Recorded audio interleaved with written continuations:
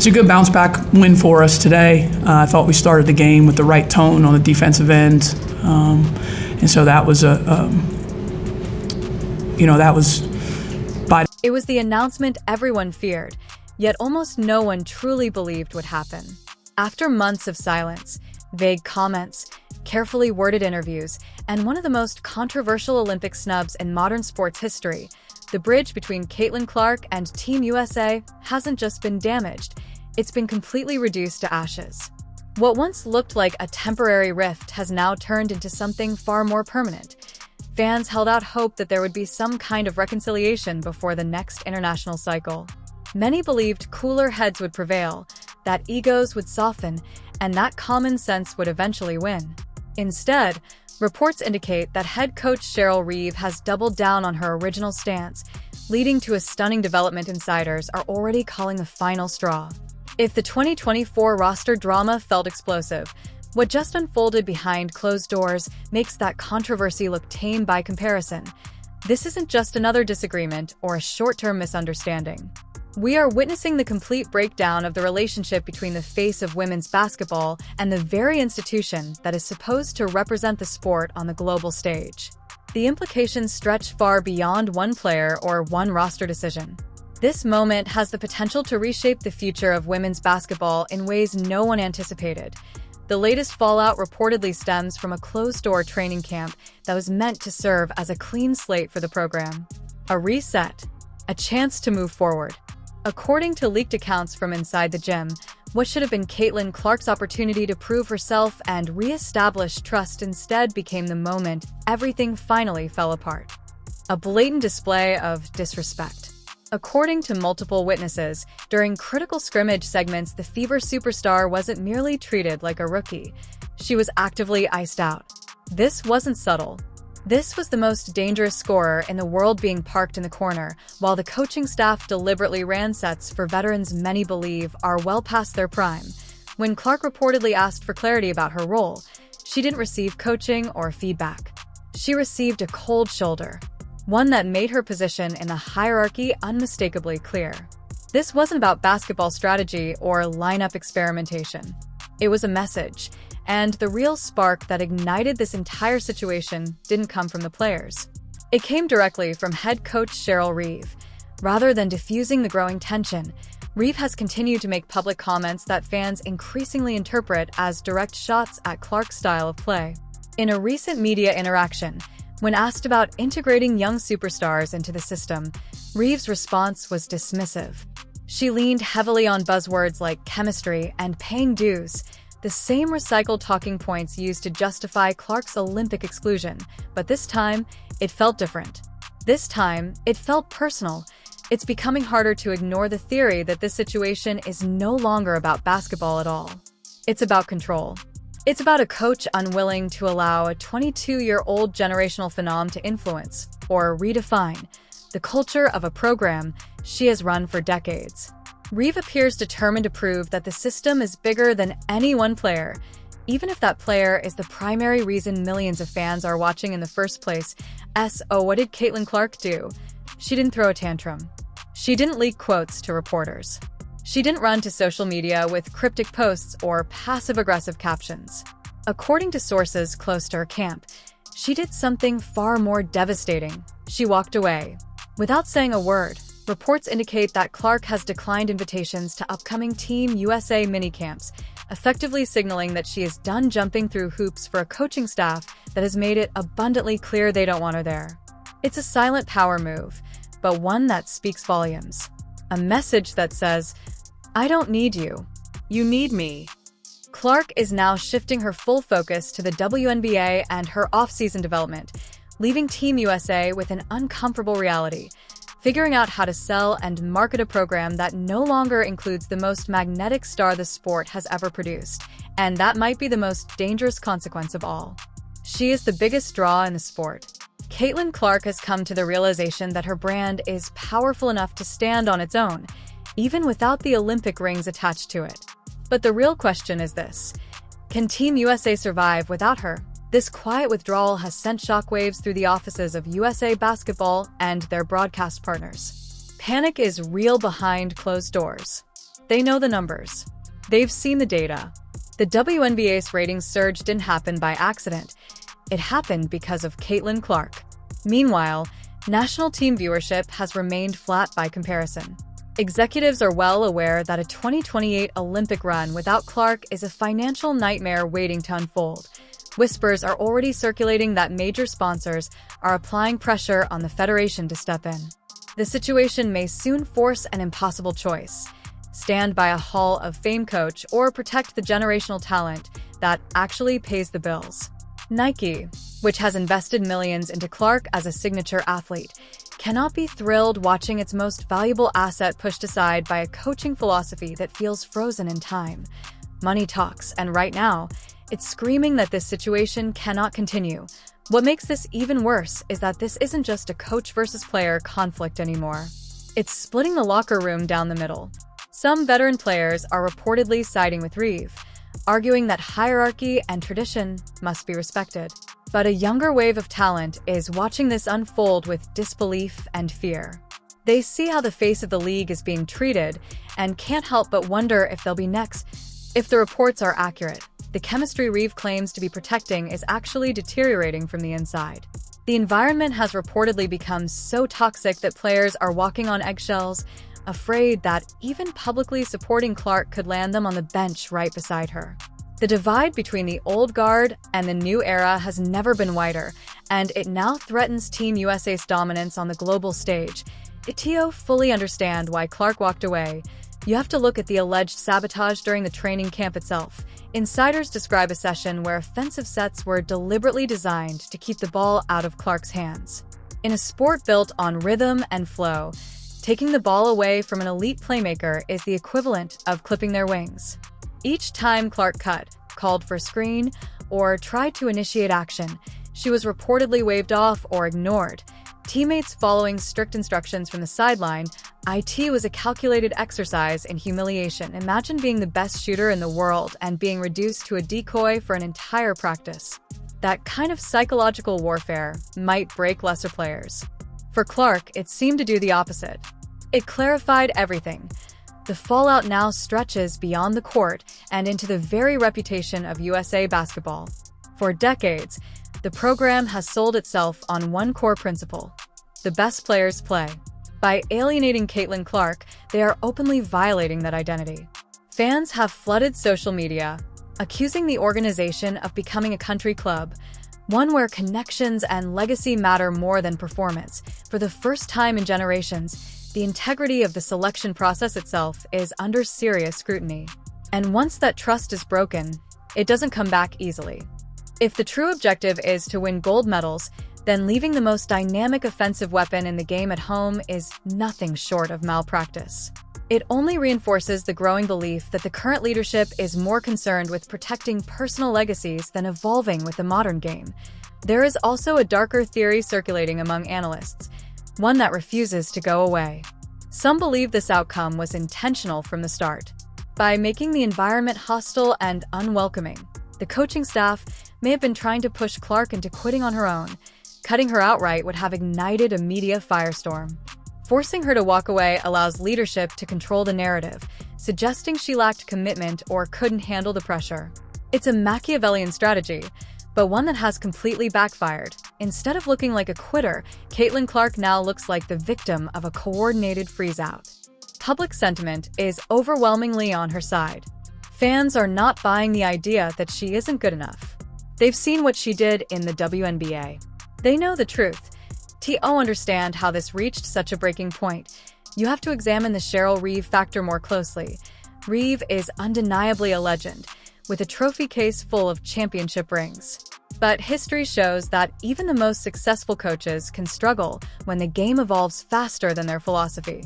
Clark represents a style of basketball built on pace, space, deep range, and offensive gravity. Everything that clashes with the structured, post-heavy system Reeve has championed for years. This isn't personal. It's philosophical. Reeve looks at Clark's turnovers and defensive lapses and sees a liability.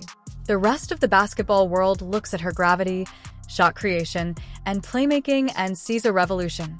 By refusing to adapt her system to a generational talent, Reeve is effectively arguing that the system matters more than the talent itself. In professional sports, that level of rigidity rarely ends well. The silence from the rest of the Team USA roster has only made matters worse. In previous eras, leaders like Diana Taurasi or Sue Bird might have stepped in to bridge the gap. That leadership vacuum is painfully obvious now. The veterans currently on the roster are stuck in an impossible position. Speak up and risk their minutes, or stay silent and watch the situation deteriorate. That lack of vocal support has almost certainly deepened Clark's sense of isolation. It's one thing to clash with a coach. It's another to feel like your teammates are complicit in the mistreatment. The so-called sisterhood of the WNBA seems to stop at the doors of the Team USA training facility. Then there's the looming reality of the 2028 Los Angeles Olympics. This is supposed to be the crown jewel for USA basketball. Home soil, global spotlight, maximum exposure. And make no mistake, the marketing blueprint for those games revolves around Caitlin Clark. She sells tickets. She fills arenas. She creates moments. Without her, the buzz evaporates. NBC, the network holding the broadcast rights, has to be watching this unfold with absolute dread. Billions were spent expecting to showcase the biggest stars in the sport. A Team USA without Clark is like the dream team without Michael Jordan. Still talented, but stripped of its magic. Corporate pressure to resolve this conflict will be massive. But here's the twist no one in leadership seems to have anticipated. Caitlin Clark doesn't need them. That's the power shift they failed to calculate. For decades, the Olympics were the ultimate platform for women's basketball. Now, the platform follows the player, not the other way around. That era is over. There was a time when players needed Team USA to gain global exposure and secure massive endorsement deals. That world no longer exists. Caitlin Clark is already a global icon. She sells out arenas in Indianapolis, New York, and Las Vegas. She has signature shoes, national commercials, and millions of followers across platforms. The Olympics would be a nice addition to her resume, but it is no longer the centerpiece. Team USA needs Caitlin Clark to stay relevant in the mainstream sports conversation. Caitlin Clark does not need Team USA to be a superstar. This benching incident also exposes a deeper failure in player development. The responsibility of a national team coach is to take the best players available and make the pieces fit together, not to force players into a rigid mold that only suits one preferred style. History gives us clear examples. Coaches like Mike Krzyzewski adapted their systems to maximize the talents of LeBron James, Kobe Bryant, and Kevin Durant. They didn't diminish greatness to protect structure. They reshaped structure to unleash greatness. Cheryl Reeve's refusal to do the same with Clark is increasingly being viewed as a coaching failure, not a player failure. It suggests insecurity. It suggests a fear that if Clark succeeds while playing her way, it undermines the authority of the system itself. At its core, this has become an ego battle, and the collateral damage is the sport. We also have to factor in the changing off-season landscape. With new leagues emerging that offer massive salaries, equity, and player-first environments, the appeal of playing for Team USA without pay is fading fast. If the environment is toxic, why would any player risk injury, burnout, or mental strain? Clark has options. She can spend her off-season strengthening her body, refining her game, and competing in leagues that celebrate her talent instead of suppressing it. Her decision to step away isn't emotional. It's rational. Why work for a boss who doesn't value you when you can build your own empire? The media landscape has also shifted dramatically. In the past, federations controlled the narrative through selective access and friendly coverage. That power is gone. Independent creators, analysts, podcasts, and fans now dissect every possession in real time. When reports of Clark being iced out leaked, thousands of knowledgeable fans analyzed the footage instantly. In 2025, the truth doesn't stay hidden. The film, the body language, the spacing, the usage rates, everything is scrutinized. When Reeve claims basketball reasons for sidelining Clark, the internet pulls up receipts that tell a different story. Gaslighting no longer works. What happens next? The decision now sits squarely with USA Basketball, and it will define the next decade of the program. Do they stand by their coach and effectively ban the most popular player in the world from the national team? Or do they make a leadership change and bring in someone who understands how to manage modern superstars? Whispers are already circulating about back-channel conversations. Names of coaches who have publicly praised Clark are being quietly discussed. If Reeve is let go, it will be framed as a mutual decision, but everyone will know the truth. If USA Basketball chooses to stay the course, they risk a full-scale fan revolt. We've already seen viewership dips when Clark sits on the bench in the WNBA. Now imagine the ratings collapse of an Olympic team that deliberately excludes her. Merchandise sales would suffer. Sponsorships would weaken. The financial fallout would be unavoidable. This has become a game of chicken. And right now, Caitlin Clark is driving a tank while USA Basketball is riding a bicycle. The leverage is entirely on her side. Ultimately, this situation is a tragedy for the sport. We should be talking about a Team USA roster featuring the combined brilliance of Aya Wilson, Breanna Stewart, and Caitlin Clark. That trio should be dominating the world, winning games by 40 and creating highlights that live forever. Instead, we're talking about benchings, egos, and internal politics. Basketball history is being stolen from fans because leadership cannot put personal feelings aside. The quitting narrative also misunderstands what Clark is actually doing. She isn't running away. She's protecting her peace. She's refusing to let a toxic environment drain her love for the game. It's a mature decision, and a deeply sad one. When a player of her caliber decides the situation isn't worth the emotional cost, it's an indictment of the entire organization.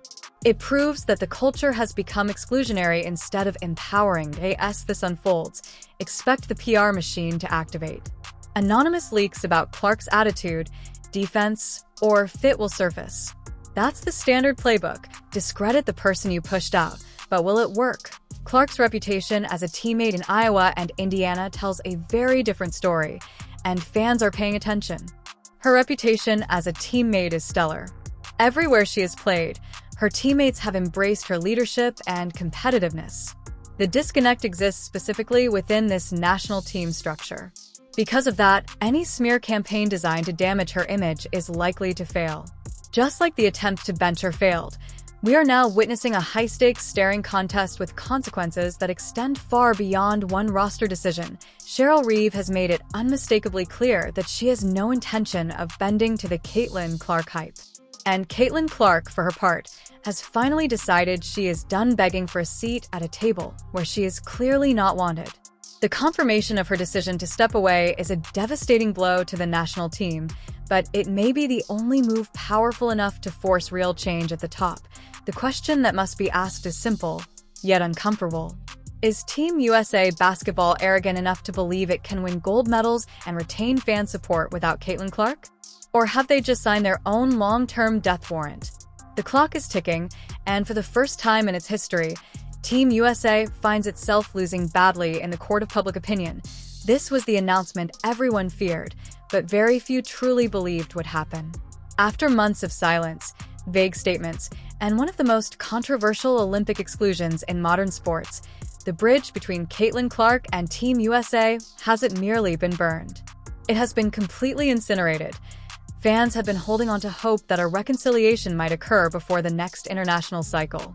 Instead, reports indicate that coach Cheryl Reeve doubled down on her position, triggering what insiders are calling the final straw. If the 2024 roster drama felt explosive, what unfolded behind closed doors has fundamentally altered the future of women's basketball. We are now witnessing the total breakdown of the relationship between the face of the sport and the institution meant to represent it on the world stage. The latest flashpoint came during a closed-door training camp that was supposed to symbolize a fresh start for the program. According to leaked accounts from inside the gym, what should have been Clark's chance to reset the narrative and prove her value instead turned into a shocking display of marginalization. Rather than empowerment, the environment reportedly felt dismissive. Instead of collaboration, there was control. What was framed as an opportunity quickly revealed itself as a message, and that message was loud and unmistakable. This wasn't about basketball evaluation anymore. It was about power, pride, and a refusal to adapt in a rapidly evolving sport.